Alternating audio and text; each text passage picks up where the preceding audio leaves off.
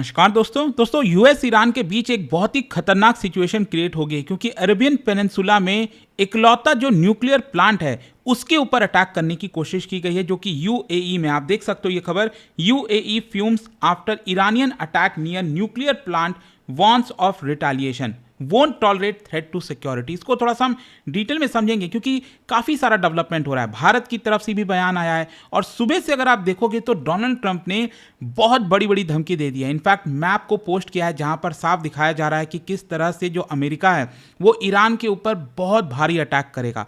तो वो सब कुछ मैं आपको डिटेल से बताऊंगा। चलिए आगे बढ़ते हैं, लेकिन उससे पहले आप सबको बता दूं, आप में से जो भी लोग 2027 या फिर 2028 की यूपीएससी की प्रिपरेशन करना चाहते हैं, आप स्टडी आईक्यू के साथ जुड़ सकते हैं क्योंकि दोनों अलग अलग बैचेस जो हैं वो स्टार्ट हो रहा है हमारा, जिसके अंदर प्रीलिम्स, मेंस, इंटरव्यू सब कुछ की तैयारी कराई जाती है। 18 बुक्स आपके घर पर भेजे जाते हैं, पर्सनल मेंटरशिप मिलता है। और भी अगर आपको जानकारी चाहिए, ये फोन नंबर दिया, आप इस पर कॉल करिए and use this code Ankit live maximum discount के लिए। चलिए शुरुआत करते हैं। सबसे पहले देखते हैं कि हुआ क्या। बताया ये जा रहा है कि यूनाइटेड अरब एमिरेट्स में जो अल दफ्रा रीजन है, बेसिकली आपको मैं दिखाता हूं, ये अगर आप देखोगे ये यूनाइटेड अरब एमिरेट्स है और यहां पर आपको दुबई मिलेगा, इधर रहा अबू धाबी, और इसके एकदम वेस्टर्न साइड में, मतलब ये जो सऊदी अरब का बॉर्डर है इसी के नज़दीक जो है अबू धाबी के अंदर, यहां पर आपको न्यूक्लियर प्लांट मिलेगा जिसका नाम है बराका न्यूक्लियर प्लांट। और इंपॉर्टेंट इसलिए हो जाता है क्योंकि बताया जा रहा है कि 3 ड्रोन्स के थ्रू हमला किया गया था इसके ऊपर, जिसमें से 2 को तो इंटरसेप्ट कर लिया गया, लेकिन एक जो ड्रोन है वो यहां पर हिट हो गया, जिसकी वजह से जो एक्सटर्नल इलेक्ट्रिकल जनरेटर है, और मैं आपको बता दूं किसी भी पावर प्लांट में, न्यूक्लियर पावर प्लांट में जहां से इलेक्ट्रिक की सप्लाई आती है ना, अगर आप उसको बंद कर दोगे ना तो ये अपने आप में बहुत बड़ा डिजास्टर हो सकता है। तो बताया जा रहा है कि जो एक्सटर्नल इलेक्ट्रिकल जनरेटर है वहां पर आग लग गई और बताया गया कि इसकी वजह से जो आउटसाइड रिएक्टर कंटेनमेंट जोन है वो इंपैक्ट हुआ है। अच्छी बात यह है कि जो इनर वाली चीजें हैं वो अभी भी सुरक्षित हैं, कोई भी रेडिएशन लीक अकर नहीं हुआ, कोई कैजुअलिटी सामने नहीं आई। जो रिएक्टर सिस्टम है वो आपका ऑपरेशनल है, रेडिएशन लेवल अभी तक नॉर्मल चल रहा है। लेकिन मैं आपको बता दूं, इस पूरे वॉर के बीच जो है ये पहली बार एक direct attack Baraka nuclear plant पर आपको देखने को मिलेगा। अब क्वेश्चन ये है कि ये न्यूक्लियर प्लांट क्यों इतना इंपॉर्टेंट है, क्योंकि अरब वर्ल्ड में ये इकलौता न्यूक्लियर प्लांट है। बराका फैसिलिटी अगर आप देखोगे ये फर्स्ट कमर्शियल न्यूक्लियर प्लांट है अरब वर्ल्ड के अंदर, ये इकलौता ऑपरेशनल न्यूक्लियर पावर स्टेशन है अरेबियन पेनिनसुला में। एंड इसकी वजह से इसका symbolic importance it goes beyond electricity generation.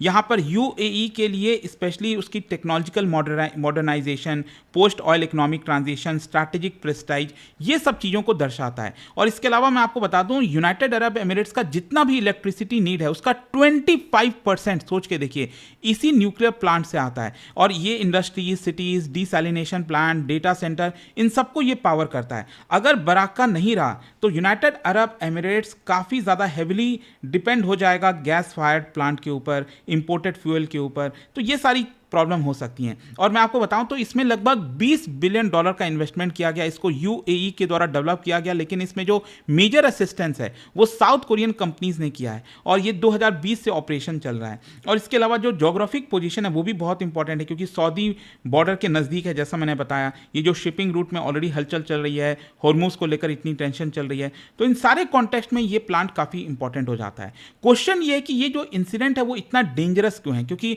International humanitarian law में अगर आप देखोगे जो सिविलियन न्यूक्लियर इंस्टॉलेशंस होते हैं उनको स्पेशल प्रोटेक्शन मिलती है। मतलब अगर माइनर इंसिडेंट भी होता है ना तो ये बड़ा कैटास्ट्रॉफिक हो सकता है। जैसे कि अगर न्यूक्लियर प्लांट के ऊपर अटैक हुआ तो रेडिएशन का खतरा, एनवायरमेंटल कंटामिनेशन, मास इवैक्यूएशन, ये सारी चीज़ें हो जाती हैं। और इसीलिए अगर आप देखिए तो जो इंटरनेशनल एटॉमिक एनर्जी एजेंसी है उन्होंने इसको लेकर वार्निंग भी दी कि इस तरह से अगर चलता रहा तो जो न्यूक्लियर साइट्स हैं वो सुरक्षित नहीं रहेंगे। अच्छा, यहाँ पर जो मैं आपको बता रहा था ना कि जो एक्सटर्नल फायर है वो भी क्यों इतना सीरियस है, क्योंकि कई लोग सोच रहे होंगे कि यार जो रिएक्टर है वो तो हिट नहीं हुआ, यहाँ पर फिर भी दुनिया इतना चिंता क्यों कर रही है, क्योंकि जो न्यूक्लियर प्लांट है वो अनइंटरप्टेड इलेक्ट्रिसिटी पर डिपेंडेंट है।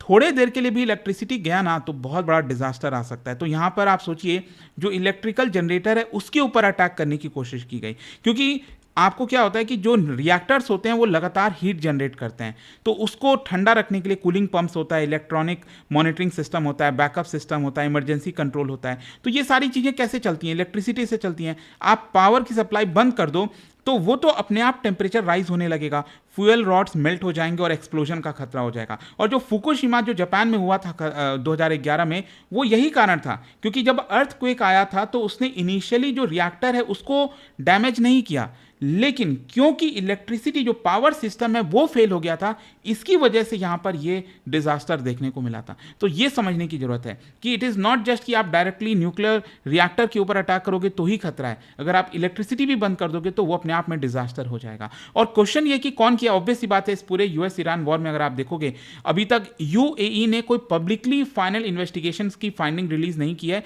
लेकिन ज्यादातर इशारा ईरान या फिर उनसे रिलेटेड जो प्रॉक्सी ग्रुप्स हैं, चाहे हौतीज हैं, हिजबुल्लाह हैं, मिलिशियाज हैं, उनके ऊपर जा रहा है कि वहां से कहीं ना कहीं जो ड्रोन्स वगैरह हैं उससे अटैक किया गया होगा। अच्छा, यूनाइटेड अरब एमिरेट्स के पास भी डिफेंस सिस्टम है, तो वो क्यों नहीं रोक पाया? देखो, इनके पास एडवांस सिस्टम जैसे third, patriot missiles, radar network, ये सब देखने को मिलेगा।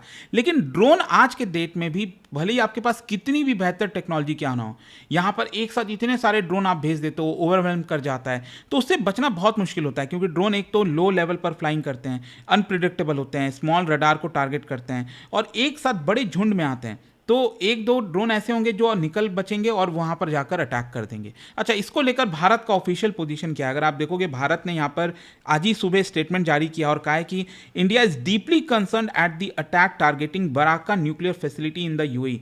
इस तरह के जो एक्शंस हैं वो अनएक्सेप्टेबल हैं और वो डेंजरस एस्केलेशन क्रिएट कर सकते हैं, एंड इसीलिए we urgently call for restraint and the return to dialogue and diplomacy. तो भारत ने अपनी जो फॉर्मेलिटी पूरी करनी है वो यहाँ पर कर दी है। कुछ खास भारत भी जो है नहीं करता है, बट हाँ, हम बस बोल देते हैं, कंडेम कर देते हैं और वही सारी चीज़ें चल रही होती हैं। खैर, इंपॉर्टेंट बात यहां पर यह है कि इन सारी चीजों के बीच में डोनाल्ड ट्रंप की तरफ से कुछ मैप्स वगैरह रिलीज किए गए हैं। डोनाल्ड ट्रंप ने क्या किया है, अपने सोशल जो ट्रूथ वेबसाइट है वहां पर वो लगातार पोस्ट करते रहते हैं, 20 से ज्यादा एआई जनरेटेड इमेजेस जो हैं उन्होंने पोस्ट किया कुछ इस प्रकार से। और इस इमेज, जैसे ये आप देख सकते हो, इसमें ये इन्होंने दिखाया है कि इसको पूरा अमेरिकन फ्लैग में कन्वर्ट कर दिया है और यहां पर ये दिखा रहे हैं कि कैसे हम अटैक करेंगे ईरान के ऊपर, हमारा टारगेट ईरान है। एक्सप्लोजन की ये जो इमेजेस हैं ये आप देख सकते हो, इस तरह से उन्होंने दिखाने की कोशिश की है।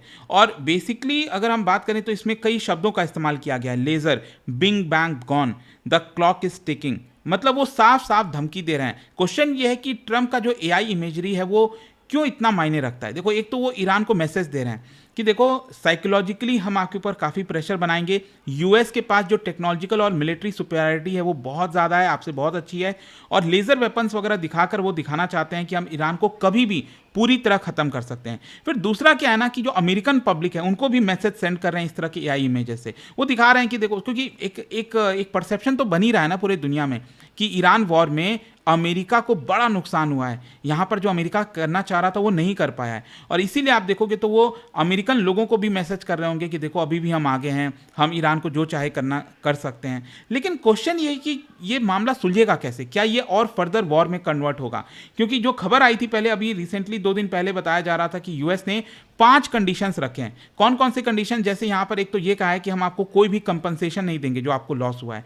इसके अलावा यूएस जो है वो डिमांड कर रहा है कि आपके पास, ईरान के पास जो 400 किलोग्राम का एनरिच्ड यूरेनियम है वो आप अमेरिका को सौंप दीजिए। एक और कंडीशन रखा गया है कि ईरान की जो न्यूक्लियर फैसिलिटीज हैं उसमें से सिर्फ एक ही ऑपरेशनल होगी, और यहाँ पर हम आपको 25% भी ईरान का जो फ्रोजन एसेट्स है वो रिलीज नहीं करेंगे। और रिसेंटली ट्रंप ने जो 14 पॉइंट का पीस प्रपोजल है ईरान का वो भी रिजेक्ट कर दिया था। कहने का ओवरऑल मतलब ये है कि यहाँ पर यूएस और ईरान के बीच में बिल्कुल भी सहमति बन नहीं पा रही। ये वॉर कैसे खत्म होगा किसी को नहीं पता। और आप देख भी सकते हैं जो खबरें आ रही थी कि चाइना से रिटर्न होने के बाद जो डोनाल्ड ट्रंप है, अमेरिका है, वो कुछ बड़ा प्लान कर रहे हैं। एपिक फ्यूरी जो 2.0 है वो प्लानिंग की जा रही है। ईरान के ऊपर का क्या कोई बहुत बड़ा हादसा होने वाला है, कुछ बड़ा होने वाला है, लेट्स सी क्या होता है। बट आई होप कि इस वीडियो के थ्रू जो भी अभी चल रहा है वो आपको समझ में आ गया होगा। और जाने से पहले एक बहुत ही इंटरेस्टिंग क्वेश्चन, क्या बता सकते हो इनमें से कौन सा ऐसा देश है जिसका लार्जेस्ट शेयर इलेक्ट्रिसिटी का न्यूक्लियर पावर से आता है? ये आपको बताना है। Which country currently generates the largest share of its electricity from nuclear power? इसका जो राइट आंसर है आप सब जानते हैं, मेरे इंस्टाग्राम पर तो मिलेगा ही, वहां पर अगर आप नहीं हो कोई बात नहीं, टेलीग्राम से ले सकते हैं इसका सही उत्तर। और दोस्तों, जैसा मैंने आपको बताया, अगर आप यूपीएससी की तैयारी कर रहे हैं, कोई भी बैच चाहते हैं, 2027 हो 28 हो, हर एक बैच अवेलेबल है, बस आपको यूज़ करना है ये कोड अंकित लाइव। और इन बैचेस में आपको 1-to-1 मेंटरशिप के साथ साथ 18 बुक्स का पूरा सेट घर पर भेजा जाता है। ये फ़ोन नंबर दिया है, कोई दिक्कत है, प्रॉब्लम है, इस पर कॉल करिए, मेरी टीम आपको अच्छे से गाइड कर देगी। स्टडी IQ IAS, आपका सिलेक्शन हमारा मिशन।